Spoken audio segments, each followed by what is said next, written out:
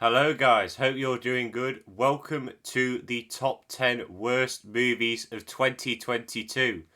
Can't believe this year is over already. We've had a lot of things going off this year, not just in the film industry, but in the whole world as well. Not going to say it though because I want this to be a nice friendly video. But I just want to say before getting to the ranking, I hope you all had a nice Christmas. I had a pretty decent one. And I hope you all have a happy new year. This is the last video of the year. I know, it's gone too quick this year, it's weird. But let's waste no more time. There's no honourable mentions, there will be in the best movies, but that's for that video. Let's just go straight into the rankings. So at number 10 is The Grey Man. Now, when I initially reviewed this, I gave it a 5 out of 10, a pretty mediocre score, not really a bad movie.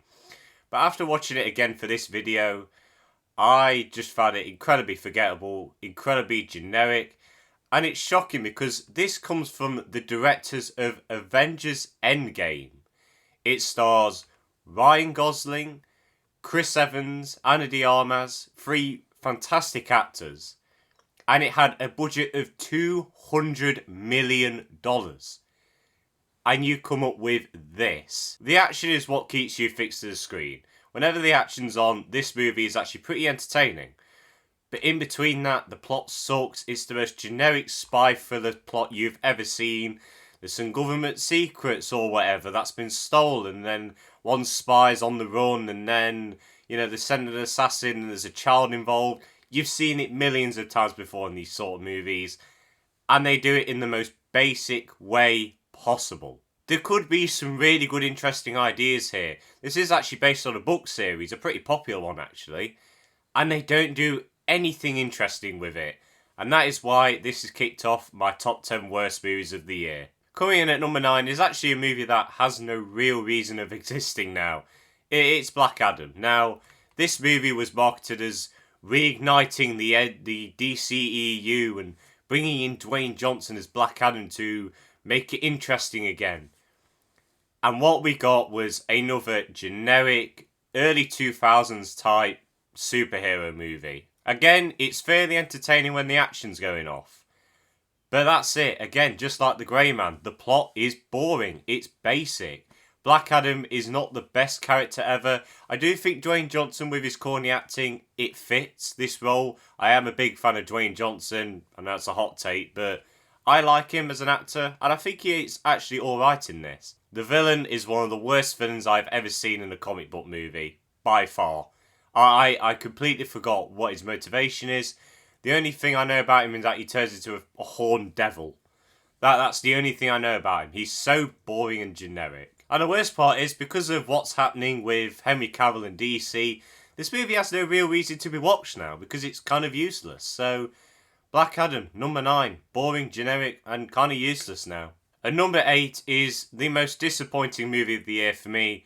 It's Halloween Ends. Now, I wasn't expecting no Citizen Kane from this movie. I just wanted a fairly satisfying end to this really long franchise. And what we got was initially 80 minutes or 60 minutes of filler. And the last 20 minutes is what we paid for, which is Michael versus Laurie. And while the filler, first 80 minutes, it could be interesting, why are we introducing it in the last movie of a trilogy? It's clear to me that the writers had nowhere to go after Halloween Kills. They didn't know what to do, even though they said they wanted to make a trilogy. And to be honest, what is left to do now in this franchise? Bury it in the ground, even though I know they're going to make some more because it just keeps making money. And Evil never dies, so Halloween Ends, most disappointing movie of the year, number 8. And number 7 is a movie which I thought had some potential. Based on a bestseller, and it really did not hit the heights that it should have. It's Where the Crawdads Sing. Now, to be fair, the romance and the performances are actually pretty good in this film. But that's it. I feel the story was very generic, very cliche. You know what's going to happen, unfortunately.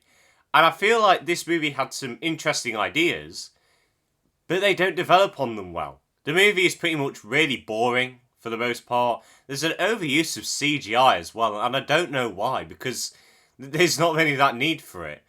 And it just shows the abuse that CGI is getting these days. We keep overusing it. It needs to slow down. And unfortunately, I can't really suggest this movie to anyone. I know there are some fans of the books that really liked it, and if you like this movie, that's fine. But I don't really see any enjoyment in this film, even if you're a fan of the book, which personally I haven't read, so I can't really base my opinion on the book as well. And number 6 is Uncharted. Now, I don't like video game movies. I think Sonic the Hedgehog is the only good one. I still haven't seen the second one, I will do soon.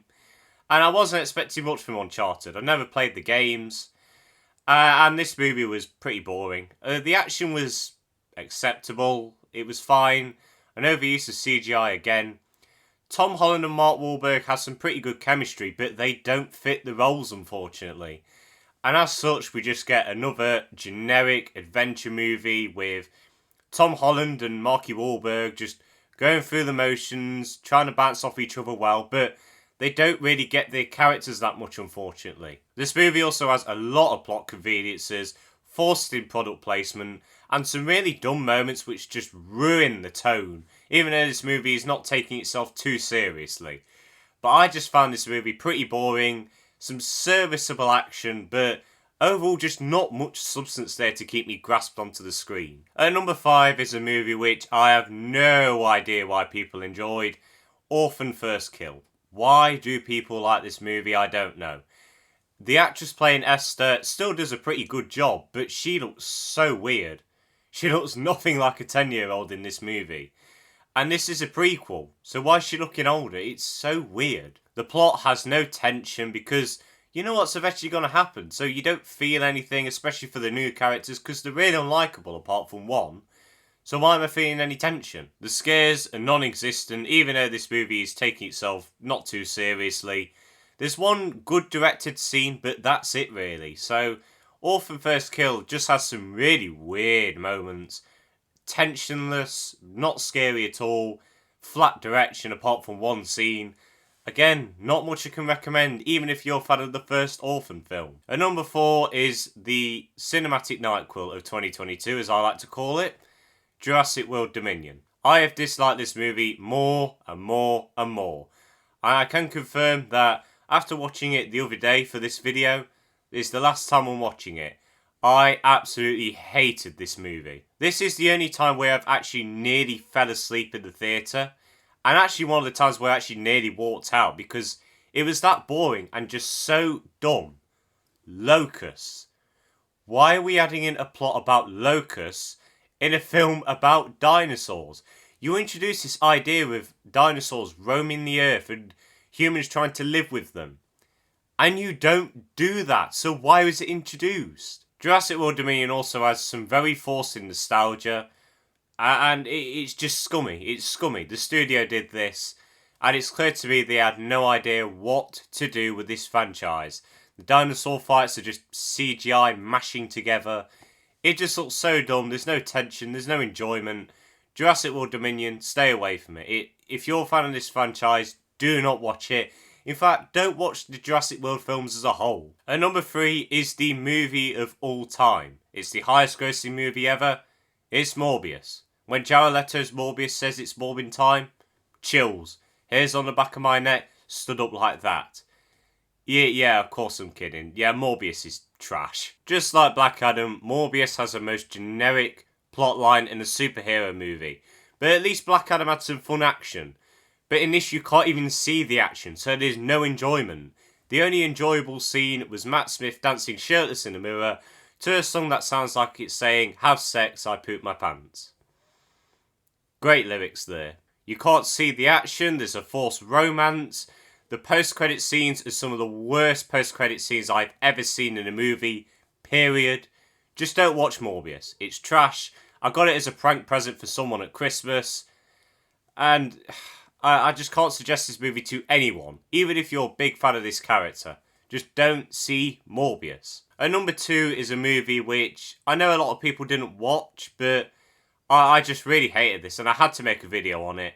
It's Diary of a Wimpy Kid, Roderick Rules. I love Diary of a Wimpy Kid. It's the only book series that I actually like reading. And the films, the live action films, the first 3, they're in my childhood. I love them and I still love them to this day. And what they did with these films was just nothing short of embarrassing. The animation looks cheap. The characters have no real development. The voice acting is bland but acceptable. There's no chemistry between the voice actors. The humour is non-existent. There is nothing to like about this movie. If you're a fan of Diary of a Wimpy Kid and you want to show your kids some of the older movies, show them then. Do not show them these new movies. They are trash, they are bland, they are boring, and they are just dumb kiddie fun for like 2-year-olds. But my number one worst movie of 2022 is Disney's remake of Pinocchio. Now, when I reviewed this, I just went on a full-blown rant because I just had no enjoyment to this film. And it misses the entire message of the original Pinocchio, which is don't lie. In this movie, it actually tells you to lie to get your own way. Great movie. Great message there, Disney. Well done. But just top that off with some really bad CGI in a live-action remake. Some really bad performances. Overused jokes. Some jokes that are used from the older movie.